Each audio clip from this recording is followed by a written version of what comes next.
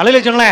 அதனாலதான் கிறிஸ்துவுக்குள் ஆண் என்றும் இல்லை, பெண் என்றும் இல்லை, அடிமை என்றும் இல்லை, சுயாதீனன் என்றும் இல்லை, உயர்ந்தவன் என்றும் இல்லை, தாழ்ந்தவன் என்றும் இல்லை, ஏழை என்றும் இல்லை, பணக்காரன் என்றும் இல்லை. இப்படியாக கர்த்தர் சமநிலை பிரமாணத்தின்படி நமக்கு எல்லோருக்குமே ஒரு தகுதியை கர்த்தர் ஏற்படுத்தி கொடுத்திருக்கின்றார். அல்லேலூயா. அதனாலதான் பிரித்தெடுக்கிற செய்தி எழுப்புதல் செய்தியில முதல் இடத்தில் இருக்கிறது. அல்லேலூயா. ஒரு மனிதன் உலகத்திலிருந்து வேறு பிரிக்கப்பட வேண்டும்.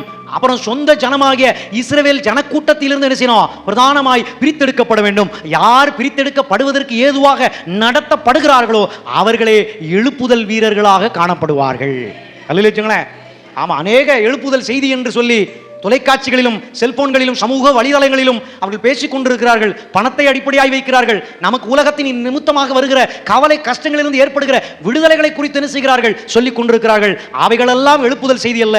எவன் ஒருவன் பிரித்தெடுக்கப்பட்டு தேவனோடு கூட இணைக்கப்படுகிறானோ அவன் தான் எழுப்புதலிலே பயணிக்கிற பயணியாக காணப்பட முடியும். அல்லேலூயா. அப்படிப்பட்ட மனிதன் தான் இந்த மோசே. அல்லேலூயா. இந்த மோசையை கர்த்தர் ஏற்படுத்தி இந்த மோசைக்கு சில காரியங்களை சொல்லிக் கொடுத்து அவர்கள் அடிமைப்பட்டு கிடக்கிறார்கள். அவர்களை விடுவிப்பார் யாருமே இல்லை, அவர்களை தேற்றுவார் யாருமே இல்லை. இந்த இல்லை என்கிற வார்த்தையை பிடித்துக் கொண்டே வாருங்கள். அல்லேலூயா. கர்த்தருடைய மனசு அங்கே வெளிப்படுகிறது. கர்த்தருடைய வார்த்தை என்ன செய்கிறது? வெளிப்படுகிறது. கர்த்தருடைய திட்டம் தரிசனங்கள் என்ன செய்கிறது? வெளிப்படுத்தப்படுகிறது. அல்லேலூயா.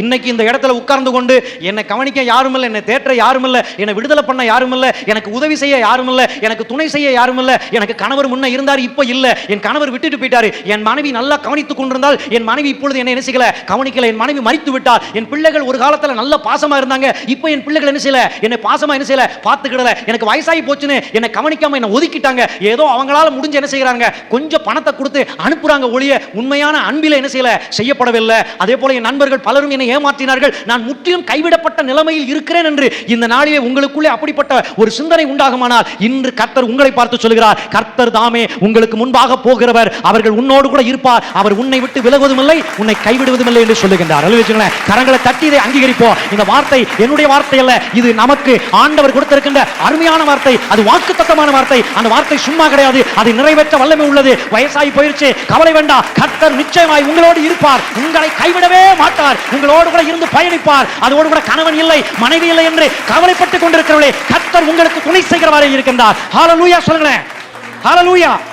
ஆமா, உலகம் உன்னை வெறுத்திடலாம், உற்றார் உன்னை ஆண்டவர் அழைத்தவர், அவர் உண்மை உள்ளவர், அவர் அப்படியே செய்வார். அல்லேலூயா.